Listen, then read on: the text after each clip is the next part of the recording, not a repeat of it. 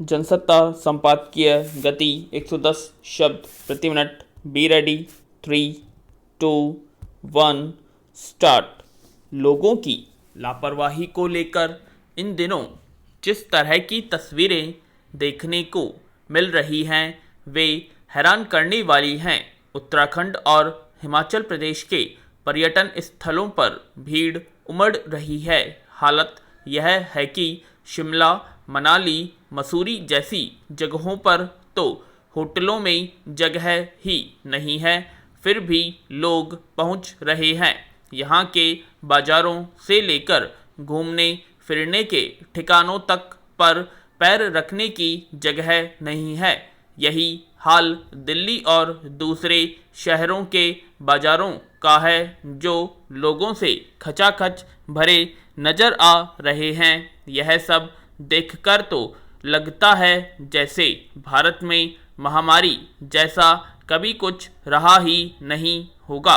लोगों में इस बात का भय ही नहीं है कि ज़रा सी भी लापरवाही फिर से बड़े जोखिम में धकेल सकती है। पिछले 1 महीने के दौरान दूसरी लहर का असर कम पड़ते देख देश के ज़्यादातर हिस्सों में प्रतिबंधों की ढील दी जा चुकी है। बाजार, मॉल, रेस्टोरेंट, सिनेमा घर आदि खुल गए हैं। दिल्ली में तो शराब खाने भी देर तक खोल दिए गए हैं। यह ढिलाई इसलिए दी गई ताकि जनजीवन धीरे धीरे बंदी की जकड़ से बाहर निकले और आर्थिक गतिविधियां भी रफ्तार पकड़े। पर देखा जा रहा है कि जैसे ही बाजार खुले, सामान्य दिनों की तरह भीड़ बढ़ने लगी। यह स्थिति फिर से एक और लहर का कारण बन जाए तो ताज्जुब की बात नहीं, क्योंकि हम खुद ही फिर से संकट न्योता दे रहे हैं। पैरा हकीकत तो यह है कि दूसरी लहर अभी खत्म नहीं हुई है, सिर्फ असर कम पड़ा है।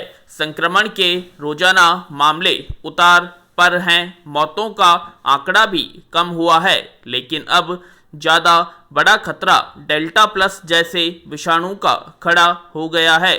विशेषज्ञ इस बात का अंदेशा पहले ही जता चुके हैं कि डेल्टा प्लस तीसरी लहर का कारण बन सकता है। हालांकि तीसरी लहर को लेकर अभी निश्चित तौर पर कुछ नहीं कहा जा सकता। कुछ विशेषज्ञों का मानना है कि यह अगस्त-सितंबर में आ सकती है, तो कुछ इसका वक्त अक्टूबर-नवंबर बता रहे हैं, लेकिन तीसरी लहर का अंदेशा जरूर बना हुआ है। और अगर तीसरी लहर आई तो इसकी सबसे बड़ी वजह बाजारों और पर्यटनों पर बढ़ती भीड़ ही कही जाएगी। पहले तो हिमाचल प्रदेश और उत्तराखंड ने दूसरे राज्यों से आने वाले लोगों के लिए RT-PCR जांच अनिवार्य कर रखी थी, लेकिन बाद में इसे वापस ले लिया गया। इसी का नतीजा है कि लोग तेजी से पहाड़ी ठिकानों की ओर सैर के लिए निकल पड़े। पैरा सवाल है कि हम सब कुछ जानते बूझते भी आखिर ऐसा जोखिम क्यों उठा रहे हैं। इसमें कोई दौराय नहीं कि लंबे समय से घरों में बंद रहने से लोगों की मानसिक स्थिति पर गहरा असर पड़ा है, इसलिए अब वे बाहर निकलना चाह रहे हैं। पर अभी जान बचाना पहली प्राथमिकता होनी चाहिए। महामारी से बचाव के लिए मास्क, बार बार हाथ धोने और सुरक्षित दूरी बनाए रखना सबसे जरूरी उपाय माना गया था, लेकिन पर्यटन स्थलों से लेकर बाजारों में इन नियमों की धज्जियां उड़ रही है। इस खतरे को देखते हुए दिल्ली में 2 दिन के लिए एक बड़े बाजार को बंद करना पड़ा। भीड़ में कौन व्यक्ति संक्रमित है या कौन बिना लक्षणों वाला संक्रमित, किसको पता है। अब तक हमने देखा है कि जब जब और जहाँ जहाँ भीड़ बढ़ी है वहाँ संक्रमण तेजी से फैल रहा है। ऐसे में बेहतर है कि अभी हम बचाव पर ध्यान दें, वरना महामारी पर अब तक जितना भी काबू पाया है उस पर पानी फिरने में देर नहीं लगेगी। पैरा जल संकट को लेकर समय समय पर अध्ययन होते रहते हैं और हर नया अध्ययन एक नई चिंता लेकर आता है। आईआईटी कानपुर द्वारा प्रकाशित ताज़ा रिपोर्ट में उत्तर पश्चिम भारत के 4000 से अधिक भूजल वाले कुओं के आंकड़े जुटाए गए हैं, जिनमें खासकर पंजाब और हरियाणा में तेजी से घटते भूजल स्तर का खुलासा हुआ है। हालांकि पंजाब और हरियाणा में गिरते भूजल स्तर को लेकर काफ़ी समय से चिंता जताई जा रही है। इसे रोकने के लिए वहां की सरकारों ने कुछ नीतिगत कदम भी उठाए, मगर उसका कोई सकारात्मक परिणाम नहीं आ सका।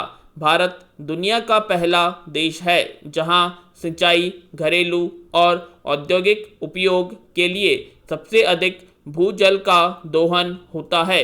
कुल भूजल दोहन का करीब 90% हिस्सा सिंचाई के लिए इस्तेमाल होता है। हरियाणा, पंजाब, उत्तर प्रदेश और बिहार सिंचाई के लिए भूजल का उपयोग करने वाले राज्यों में सबसे आगे हैं। हालांकि हर साल केंद्र और राज्य सरकार सिंचाई के संसाधन विकसित करने और वर्षा जल संचय के लिए योजनाएं बनाती हैं।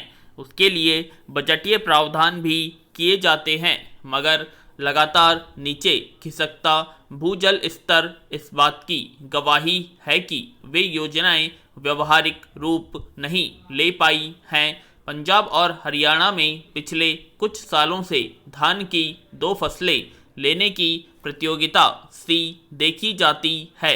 इसके चलते पहली फसल बरसात से बहुत पहले लगा दी जाती है, जब देश में तेज गर्मी और लू का मौसम होता है। उसमें धान की फसल को पानी की अधिक ज़रूरत होती है। चूँकि इन दोनों राज्यों में नहरों से सिंचाई का काम पूरा नहीं हो पाता, इसलिए किसान भूजल पर निर्भर हैं। धान की बेमौसम फसल लेने की होड़ में इन राज्यों में भूजल का दोहन भी अधिक होता है। इसलिए पंजाब सरकार ने कई साल पहले किसानों से अनुरोध किया था कि वे बेमौसम धान की फसल न बोए। उसका अपेक्षित परिणाम नहीं निकला, तो धान की अगेती फसलें लेने वाले किसानों के खिलाफ जुर्माने का प्रावधान भी किया गया। इसी तरह हरियाणा सरकार ने मौसम से पहले फसल न उगाने वाले किसानों के लिए मुआवजे की नीति घोषित की, मगर इन सबका कोई असर नहीं दिखा।